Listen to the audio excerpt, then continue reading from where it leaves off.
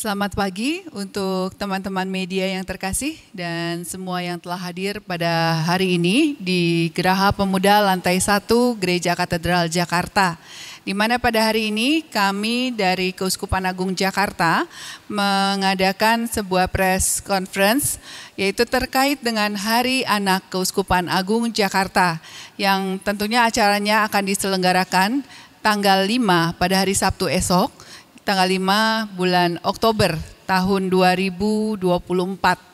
Dan pada hari ini kita mengadakan pemaparan tentang latar belakang dan juga kegiatan Hari Anak Keuskupan Agung Jakarta yang akan disampaikan oleh Romo Vincentius Adi Prasojo selaku Sekretaris Jenderal Keuskupan Agung Jakarta dan juga sekaligus sebagai Ketua Panitia atau Koordinator dari Hari Anak Keuskupan Agung Jakarta. Dan waktu dan tempat dipersilakan Romo. Hari Anak Keuskupan Agung Jakarta yang akan dilaksanakan besok tanggal 5 Oktober adalah tindak lanjut atau respon positif dari apa yang sudah dilakukan Bapak Suci Paus Fransiskus pada bulan Mei kali lalu, tanggal 25 sampai 26 Mei, Bapak Paus Fransiskus untuk kali pertama mengadakan Hari Anak Sedunia, World Children Day di Vatikan, 2 hari berturut-turut. Hari pertama Bapak Paus mengumpulkan anak-anak di Stadion Olimpico Roma, dan hari kedua sebagai penutup Bapak Paus mengadakan misa bersama anak seluruh dunia di lapangan Basilika Santo Petrus. Pertanyaannya adalah, mengapa Paus Fransiskus mengadakan Hari Anak Sedunia ini? Sebagai latar, Gereja Katolik sudah memiliki tradisi Hari Kaum Muda Sedunia, World Youth Day, yang setiap 2 tahun sekali dilakukan berkeliling ke negara-negara. Tapi baru kali pertama ini Paus mengadakan Hari Anak Sedunia. Alasannya ada beberapa hal. Pertama, Paus bersama kita semua mendengarkan jeritan dan tangisan anak-anak di berbagai penjuru dunia, anak-anak korban kekerasan, korban konflik, korban perang yang berkecamuk. Sampai saat ini kita bisa dengan mudah mendengar di berita bagaimana eskalasi perang semakin meningkat dan anak-anaklah korban paling utama. Yang kedua, Paus merasa bahwa kepada anak-anak perlu diwartakan kabar gembira, karena anak-anak punya hak untuk mendapatkan pewartaan kasih Tuhan, mendapatkan berkat Tuhan melalui kabar gembira. Dan dari anak-anak pula, Paus mengajak kita untuk melihat karakter watak anak-anak yang menghadirkan kebaruan. Dalam diri anak-anak, ciptaan baru membuat sebuah keluarga menjadi gembira, orang tuanya, kakek neneknya, opa oma, keluarga besar menjadi gembira karena kelahiran baru. Maka karakter dasar anak-anak adalah kebaruan, dan ini yang mau diajak Paus supaya gereja tetap mempertahankan kebaruan, gereja yang terus memperbarui. Dan terakhir, pembacaan saya, Paus ingin memperlihatkan kepada kita semua tentang bagaimana seharusnya gereja memperlakukan anak-anak. Kita tahu di beberapa negara Eropa, juga mungkin di Amerika, ada banyak kasus pedofilia, kasus kekerasan seksual pada anak-anak, dan cilakanya itu dilakukan oleh para pelayan pastoral. Paus ingin menunjukkan pada gereja, kepada kita semua tentang bagaimana anak-anak itu seharusnya dijaga, dilindungi, dan dicintai.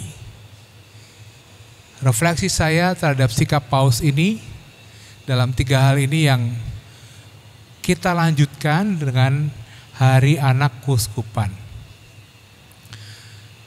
Hari Anak Sedunia diprakarsai oleh salah satu departemen atau dikasteri di Roma, karena Vatikan adalah sebuah negara, ada banyak departemen, kementerian begitu. Hari Anak Sedunia diprakarsai oleh salah satu departemen, yaitu dikasteri untuk pendidikan dan kebudayaan bersama dengan panitia Hari Anak Sedunia. Kami juga sudah melaporkan kepada Prefek Dikasteri Kardinal Jose bahwa Keuskupan Agung Jakarta melakukan juga Hari Anak. Nah, mengenai Hari Anak Keuskupan Agung Jakarta yang akan dilaksanakan besok, kami mengambil tema Anak Indonesia Sehat, Bersahabat, dan Jadi Berkat. Dan khusus pada event ini, Keuskupan Agung Jakarta bekerja sama dan didukung penuh oleh 5P Global Movement, Yayasan Cakra Buana 5 Cakra yang memperjuangkan perdamaian, planet, people, dan ada 5 hal yang mereka perjuangkan. Karena kesamaan visi misi, kita bekerja sama juga dengan tim PPADR, juga dalam kerjasama meskipun informal juga dengan UNICEF dan Save the Children. Tema yang diambil Anak Indonesia Sehat, Bersahabat, dan Jadi Berkat. Ini 3 nilai yang menjadi simpulan yang sambung menyambung. Kita memimpikan untuk Indonesia emas, karena persis generasi Indonesia emas adalah anak-anak yang sekarang ini di usia anak-anak. Mereka menjadi anak yang sehat, tidak hanya sehat tapi bersaudara, bersahabat, dan jadi berkat. 3 tema ini dipilih juga karena arahan dari Bapak Kardinal Suharyo sendiri. Beliau mengendaki sendiri supaya keuskupan kita merespon dengan mengadakan Hari Anak Keuskupan Agung Jakarta. Anak Indonesia sehat. Sehat dalam arti luas. Kita membaca laporan-laporan yang ada dari kementerian terkait, dari UNICEF, dari media cetak, betapa masih menjadi tantangan di negeri kita, bahkan di kota besar, untuk anak-anak yang kekurangan gizi, malnutrisi. Anak-anak yang belum mendapat imunisasi. Dari laporan Profil Anak Indonesia 2023 yang dikeluarkan oleh Kementerian PPPA, disampaikan bahwa masih ada sekitar 10% anak yang belum mendapatkan hak sipil, dalam arti belum mempunyai akte kelahiran. Bagaimana mereka akan mendapatkan pelayanan publik kalau hak sipil mereka, akte kelahiran mereka belum bisa dimiliki, dan itu justru terjadi di wilayah-wilayah perkotaan yang menjadi tantangan bagi kota-kota besar. Kalau kita bicara malnutrisi, bicara soal gizi, wasting, tankes, dan wasting itu masih menjadi PR besar kita bersama.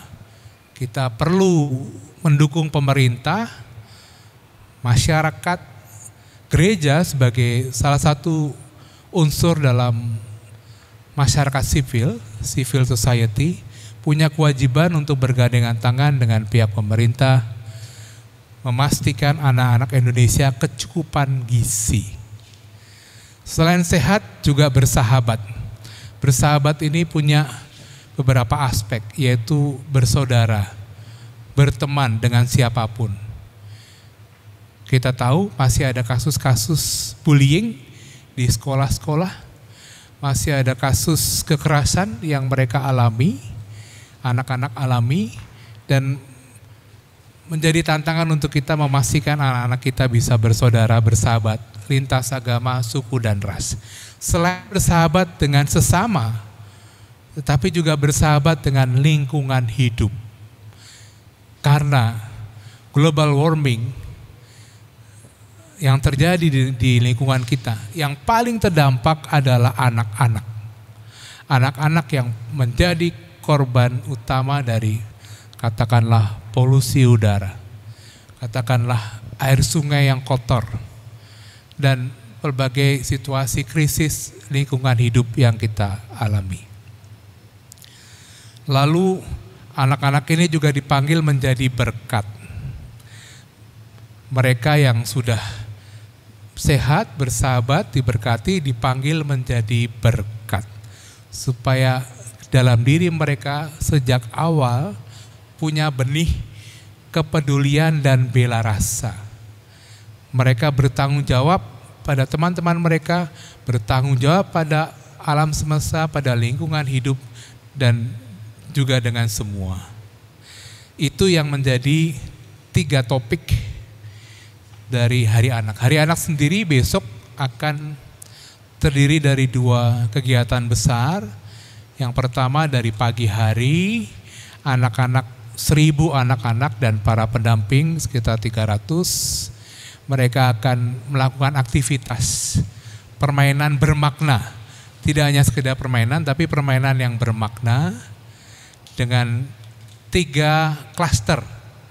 Kami memisahkan klaster TK, klaster SD, kelas 1 sampai kelas 3, kelas 4 dan kelas 6. Ada 3 klaster yang menjadi klaster aktivitas mereka. Selama kurang lebih 2 jam, 2,5 jam mereka beraktivitas. Ada banyak permainan yang sudah disediakan oleh teman-teman panitia dan juga VIP Kids. Ada banyak sarana, wahana, juga termasuk ada instalasi seni nanti dari salah satu seniman Jogja, Mas Wulang Sunu. Juga ada instalasi untuk recycle, daur ulang untuk kegiatan pembinaan lingkungan hidup. Kami ingin dengan segala aktivitas itu, setiap anak mengalami kebersamaan, sukacita, permainan, juga mengalami instalasi seni dan ditutup dengan peribadatan. Dan kegiatan kedua yang terakhir adalah peribadatan bersama. Misa bersama, misa syukur dari jam 11 sampai dengan selesai. 2 kegiatan yang akan terjadi besok. Juga kami perlu sampaikan, salah satu penanda dari Hari Anak ini adalah seperti yang teman-teman lihat, salib bela rasa, compassion cross. Ini disusun dari ratusan lukisan anak-anak, dikumpulkan, dipilih, diseleksi, dan dirangkum dalam suatu refleksi iman.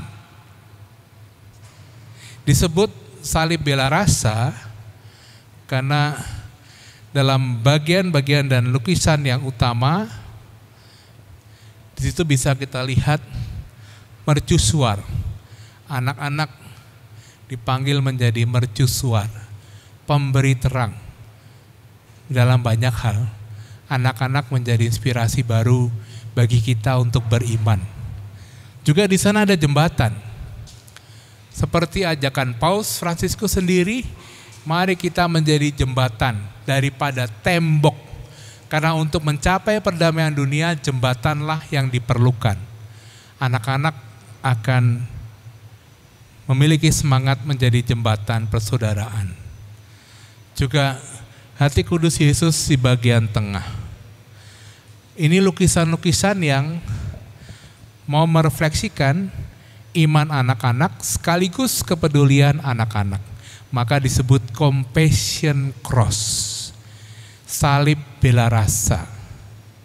Anak-anak yang diberkati, anak-anak pula yang menjadi saluran berkat untuk sesamanya.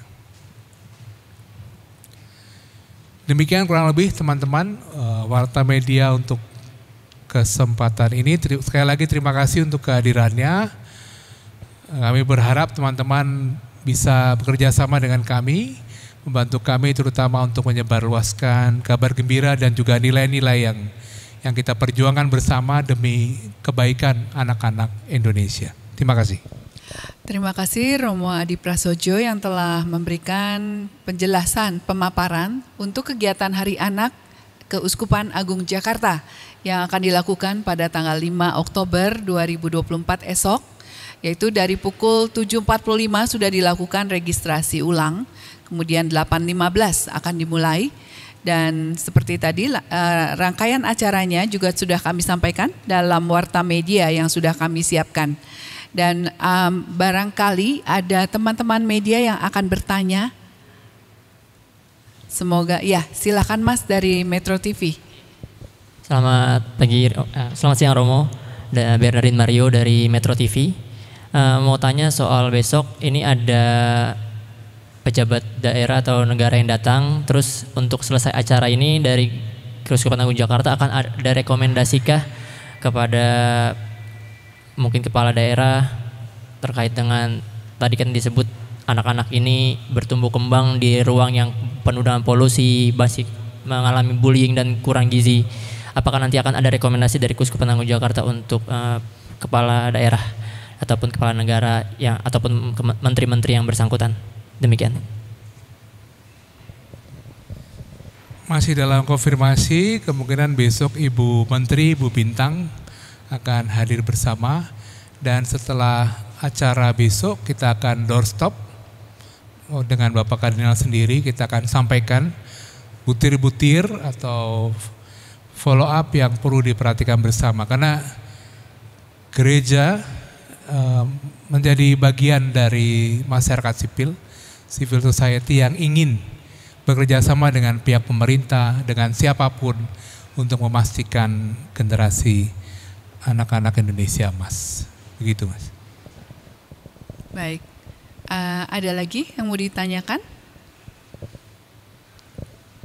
Baik, kami kira cukup dan kita kami mengundang untuk rekan-rekan media untuk kehadirannya esok di pukul 8.15 acara akan dimulai dan nanti seperti biasa bertemu untuk registrasi dan kemudian dipersilakan untuk meliput dengan rangkaian tadi 2 acara besar tadi hingga nanti acara puncak yang akan selesai kemungkinan di sekitar pukul 12.30. Baik. Terima kasih teman-teman media semua atas kehadiran partisipasi pada press conference atau pertemuan dari media untuk pada hari ini. Dan sebelum kami tutup, Romo Adi akan memberikan sedikit tambahan. Silakan Romo. Besok pada bagian akhir misa akan ada 7 anak yang akan menyatakan suara hati mereka sebagai anak-anak.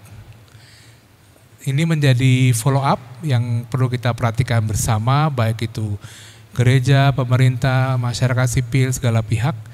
Kita akan dengarkan bagaimana anak-anak sendiri bicara tentang mereka, bicara pikiran mereka, bicara pendapat mereka tentang Indonesia, tentang dunia. Terima kasih. Ya baik, jadi ditunggu kehadiran teman-teman semua. Teman-teman dipersilakan untuk meliput di kegiatan yaitu yang terdiri dari 3 klaster besar dari umur pembagian kelompok dari anak-anak yang bisa nanti diliput. Kemudian setelah itu ada juga talk show bersama dengan Bapak Kardinal bersama dengan anak-anak berkebutuhan khusus juga akan dilaksanakan di acara tersebut besok. Dan setelah itu tadi jangan lupa di acara puncak sesudah acara perayaan Ekaristi, peribadatan selesai, di penghujung akan dilakukan yaitu bersama dengan 7 anak mengutarakan isi hati mereka dan pesan-pesan mereka untuk Indonesia, negara kita tercinta. Baik, kita akhiri untuk press conference perjumpaan kita pada hari ini di hari Jumat tanggal 4 Oktober 2025. Kita berjumpa untuk esok hari di pukul 7.45 atau 8.15 acara akan dimulai.